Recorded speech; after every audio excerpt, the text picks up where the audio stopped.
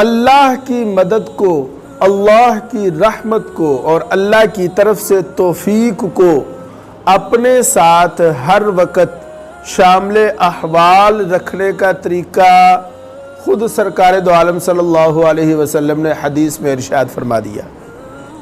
فرمایا کہ اللہ فرماتا ہے کہ میں اپنے بندے کے ساتھ رہتا ہوں، اس وقت تک ساتھ رہتا ہوں جب تک وہ مجھے یاد کرتا رہتا ہے۔ یعنی میری مدد، میری نصرت، میری رحمت اور میری طرف سے نیک اعمال کی توفیق بندے کے ساتھ اس وقت تک رہتی ہے جب تک بندہ اللہ کو یاد کرتا رہتا ہے۔ یہ حدیث ہے۔ اور فرمایا وَتَحَرَّكْ بِهِ شَفَتَاهُ، اور جب تک اس کے ہونٹ میری یاد میں ہلتے رہتے ہیں۔